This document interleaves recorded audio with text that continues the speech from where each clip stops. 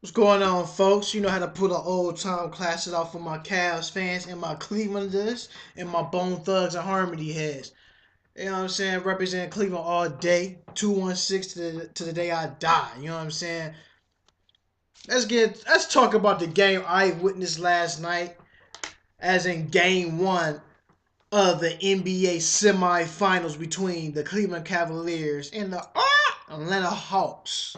And hats off to LeBron James as passing up Michael Jordan as the all-time leader in postseason wins. Passes Michael Jordan. Michael Jordan has 119 postseason wins, and LeBron James, aka LBJ, with 120 wins. The Cavaliers won their first game of the series, 104-93.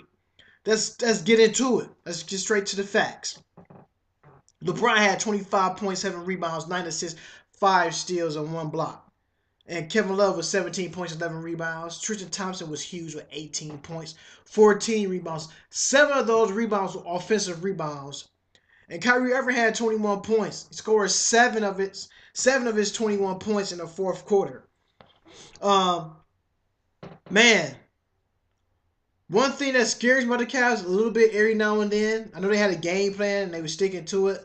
They was up by 18 points and let the Atlanta Hawks crawl right back into the game. It was weird when I say let them crawl back into the game because Kent Bazemore and what's my guy name? Dennis Schroeder. Dennis Schroeder had 27 points, man. You know, and they did all this without Kyle Korver shooting threes. Kyle Korver only had 1 3-pointer. So that's weird. He's 1 for 3.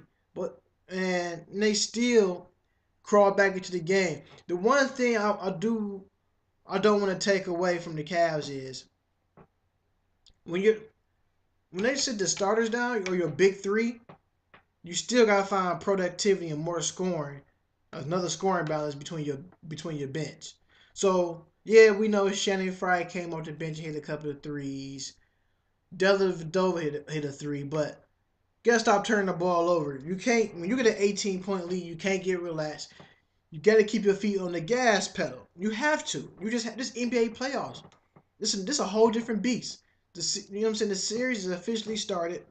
I like what I'm seeing from the Cavs starters as well. But Tristan Thompson was huge. I think it was like one possession in the fourth quarter where Tristan Thompson and Kevin Love had about 3 offensive rebounds apiece. So when your team is hitting on cylinders like that, you're gonna win the game. You know, man, LeBron was huge.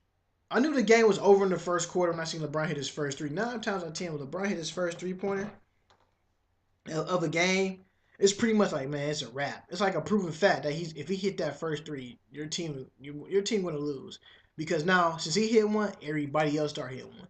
J.R. Smith started hitting threes deep. Kevin Love started hitting threes. And one thing I realized, Kevin Love is the type of player he's not going to shoot the ball first. The Hawks always, or anybody goes for the head fake, but every time Kevin Love get the ball, I've been watching the Hawks play a lot lately against the Cavs in the season. I do watch them play because I own NBA League Pass. The Atlanta Hawks go for a lot of head fakes. So every time Kevin Love get that shot, they think he's gonna shoot, he goes for the head fake. Somebody fly right past him. He get the ball and hoist it up for a 3. It's gonna be money. So you gotta stay on defense. Don't go for every head fake. And the Cavaliers. I'm going the Cavaliers to sweep the Hawks. The Cavaliers swept the Hawks 2 years in a row. So LeBron James won 8 straight. So last night with that win, make that 9 straight wins. So we 3 wins away for bringing the brooms out. I ain't gonna call it brooms. I'm gonna bring out the vacuum cleaner. We sucking them out this series. Let's talk about the Hawks. 93 points. Kent Bazemore. I keep telling everybody, Kent Bazemore is going to get paid this summer. 16 points, 12 rebounds. He came out the gate. I think he hit his what? His first 7 points. 2 of them was threes. He's a 2-pointer. My bad. His first 8 points. So this guy is my thinking is on a whole different level. He want to win. He want to win. Paul Millsap was 17 points, 13 rebounds, and 4 blocks. That was huge. But like I said, Kyle Korver played 36 minutes, people, with 3 points.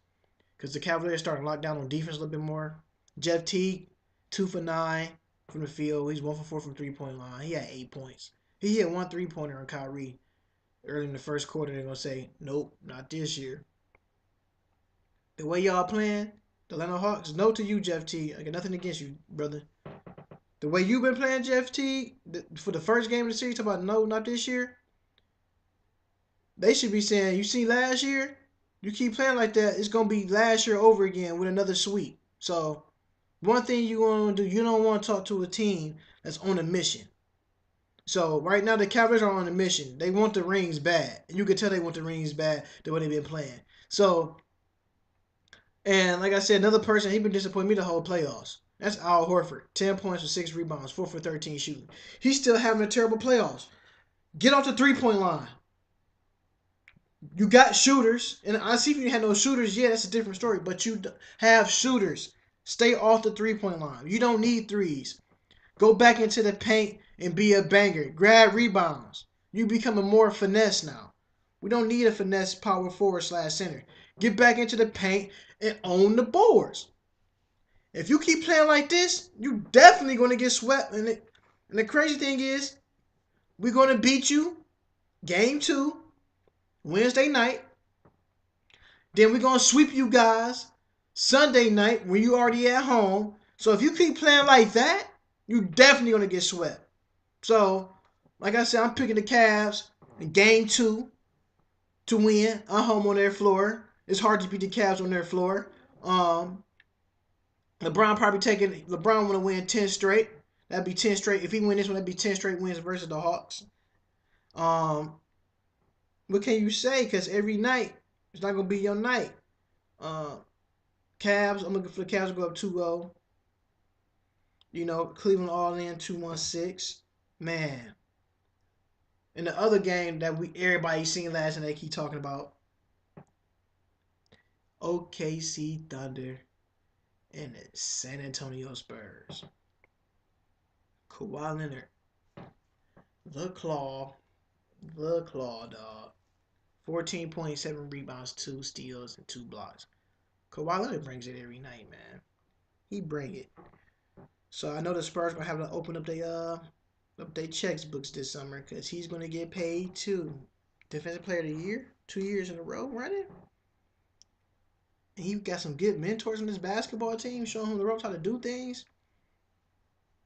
Kawhi Leonard right now looking like NBA Hall of Fame material. Superstars wrote all over him. LaMarcus Aldridge, man, still on fire from game 1. 41 points and 8 rebounds.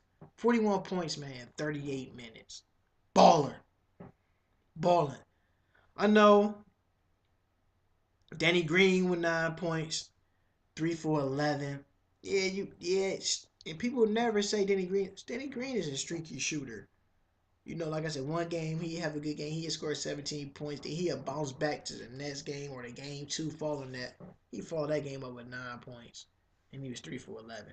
Tim Duncan had 2 points, 1 for 8, 9 rebounds. Ain't much that you can say about Tim Duncan going 1 for 8. He's older. He's 40 years old. He just turned 40 this past Sunday. And he don't really have to go out there and play that hard, but when he's out there, he's still effective.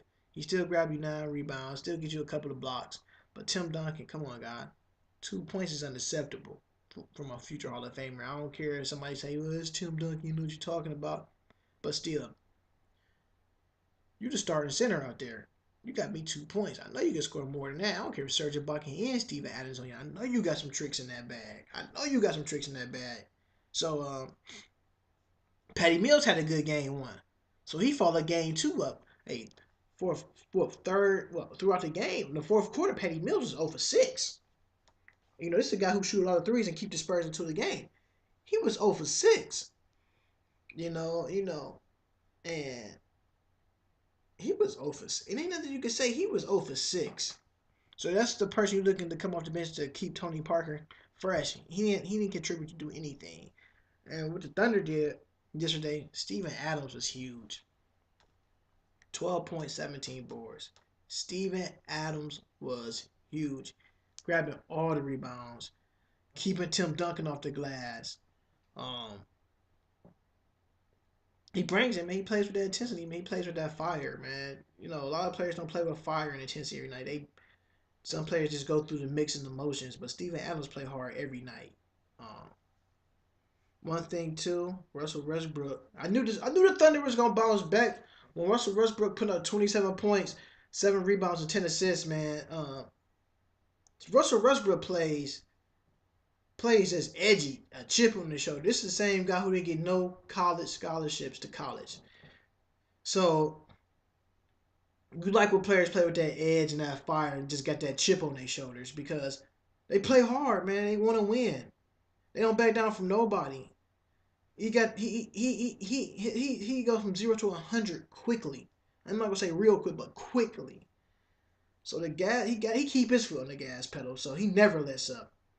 That's what make him great. And a lot of people don't respect Russell Westbrook, but Russell Westbrook is top 10 players in the league, might be top 5.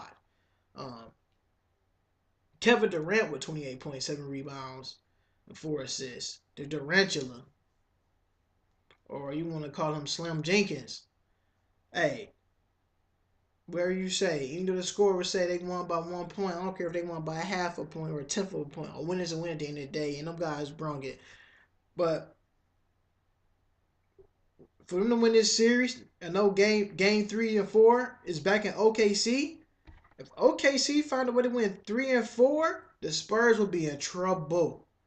You cannot go to OKC and leave out of there down 2 games and be down 3-1 on the brinks of elimination. That's one thing you don't do when they give a team like OKC that momentum. Now you did get the OKC Thunder momentum last night winning that game, but I do want to speak about that game later on. Right, I'm gonna speak about it right now. Forget later on. Right now in my segment. So it was like 3-something seconds left in the fourth quarter. Deion Waiters was inbounds in the ball, and you had Ginobili face guarding him, in front of him doing his thing. And you see Deion Waiters come over the white line with his foot, so pretty much he was in and out. Then he takes the ball and he elbows Ginobili to get his pass off. Everybody said, "Oh, the referee seen it. It's right in the ref face." Well, you got a ref here standing right next to Deion Waiters and Ginobili. If you look at the replay, as I keep watching over and over as I did last night, you will see that when they broke out of their play, you would see Russell Westbrook breaks, and you would see Kawhi Leonard, aka the Claw, grab a handful of jersey and trying to pull him back. So do you think the referee's going to call some calls like that? You don't make calls like that at the end of the quarter. But now what Deion Waiters did, that was definitely a foul on Deion Waiters with the elbow, and he was in and out. So that game could have went either way. So they're going to let you play. The referees might forget this. We've been out for 48 minutes. I am not trying to go no overtime. Let's just get this game over with. We're going to let the players decide who wins.